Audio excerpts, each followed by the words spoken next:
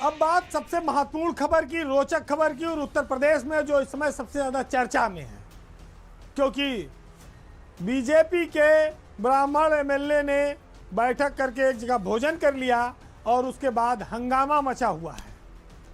वैसे भी कहते हैं कि संघ में, एकजुटता में शक्ति होती है।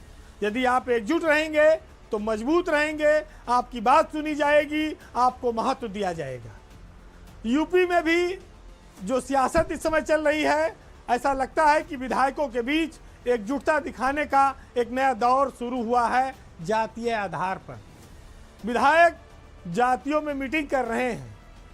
हालांकि इसके पहले क्षत्रिय कुटुंब परिवार की एक बैठक हुई, जिसमें राजा भैया और बीजेपी के तमाम ठाकुर विधायक शामिल हुए, समाजवादी पार्टी के बागी विधायक भी उसमें शामिल हुए।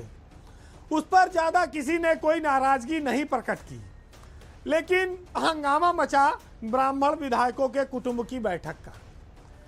कुशीनगर से बीजेपी विधायक पीएन पाठक के आवास पर 30 से ज़्यादा ब्राह्मण विधायकों की बैठक हो गई।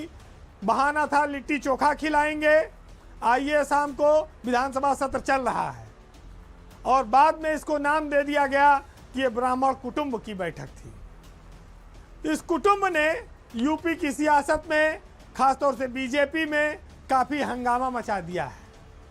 बीजेपी के नेता इस बैठक से काफ़ी असहज हैं, नाराज हैं। कोई इस मीटिंग को सरकार से नाराजगी के तौर पर प्रचारित कर रहा है, तो कोई इसे मंत्रिमंडल में जगह पाने के लिए प्रेशर पॉलिटिक्स के तौर पर देख रहा है।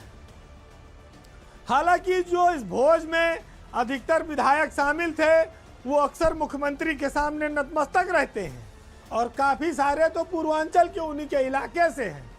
इसमें पीएन पाठक, सलभमणि त्रिपाठी, विपुल दुबे, राकेश गोस्वामी, रवि शर्मा, विनोद चतुर्वेदी, संजय शर्मा, अंकुर राज तिवारी, साकेत मिश्रा, रत्नाकर मिश्रा, उमेश द्विवेदी, विवेकानंद पांडे, ये सारे नाम शामिल थे। इनमें से कई नाम ऐसे हैं जो मुख्यमंत्री योगी के काफ़ी करीबी बनते हैं, दिखाते हैं, पर गए थे वहाँ बैठक में और वहाँ दर्द छलकना शुरू हो गया।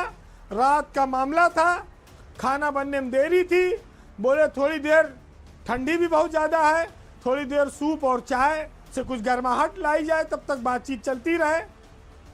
जानकारी आई कि बैठक में विधायक इस बात से बहुत ज़्यादा नाराज और दुखी थे कि अफसर उनका फ़ोन नहीं उठाते, उनका काम नहीं करते, उनके काम फंसाते हैं और जनप्रतिनिधियों की अनदेखी की जाती है।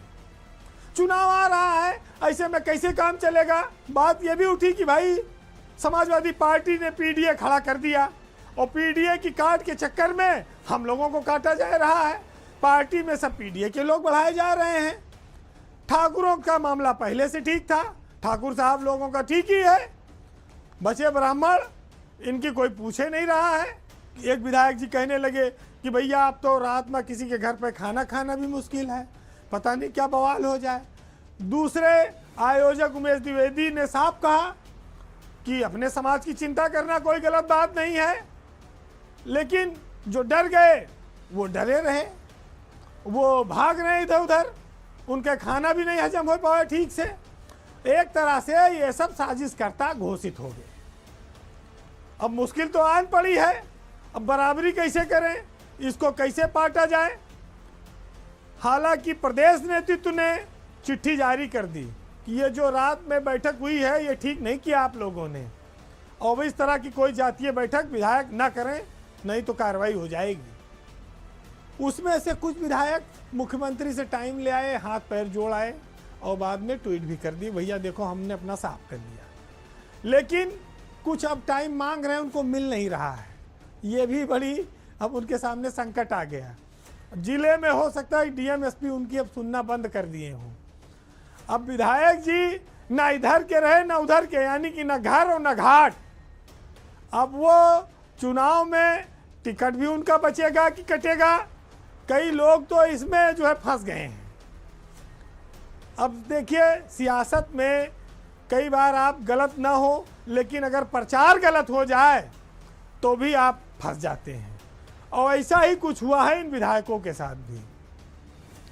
कहने को बहुत सारे लोग बाबा के करीबी हैं, और बाबा के करीबी तो हैं, लेकिन मीटिंग में अगर बाबा के खिलाफ बात बोली गई और आपने सुन लिया तो तब भी आप भी दोषी हो गए। और कुछ घोषित बाबा विरोधी भी हैं कि उनको ये कहना है कि भाई ये सरकार में अधिकारी सुनते नहीं हो, मुख्यमंत्री के पास जाते हैं, वहाँ पर कहते हैं अधिकारियों पे कोई लगाम नहीं लगती है। तमाम सारे दर्द और कहानियां रही विधायकों की, लेकिन आज फंसा मामला हो गया है, इसमें कोई शक नहीं। कहीं देखा देखी पाप, देखा देखी पुण्य, कहीं ठाकुर कुटुंब बैठक कर लिए, पंडित भी इकट्ठी कर लें, ब्राह्मण भी कर लें, भाई उनके कुछ नहीं हुआ, इनके तलवार चल गई। अब तो गर्दन पे एकदम रखी है कि ज़्यादा जरा हिले डूले कट जाएगी। न घर से निकल पाए रहे हैं, न लखनऊ में आ पा रहे हैं, दाएं बाएं से संदेशा पहुंचाए रहे हैं। अब कुछ दिन बीते, कुछ मामला हल्का हो, कोई कार्यक्रम लगे तो शायद कहीं प्रणाम करने का मौका मिल जाए कि महाराज हमें माफ़ी मिल जाए, लेकिन गलती तो भारी हुई है। फिलहाल किसको माफ़ी मिलेगी, किसको अभयदान मिलेगा और किसकी कुर्सी बरकरार रहेगी, ये तो सब भविष्य में पता चलेगा। आज हम आपको नेताओं की कथनी करनी और उनके स्टाइल और हालात के बारे में इन चंद लाइनों से बताएंगे। तो सुनिएगा कि अब खौफ नहीं कोई हमको, खामोश वो बिल्कुल रहती है, और चाहे जितना जुल्म करें इस देश की जनता सहती है। सर से बांधा था जिसने कफन साथियों, ऐसे नेता का देखो वचन साथियों, और जंग जिस दिन छिड़ी कह के यूं चल दिए कि अब तुम्हारे हवाले वतन साथियों। नमस्कार।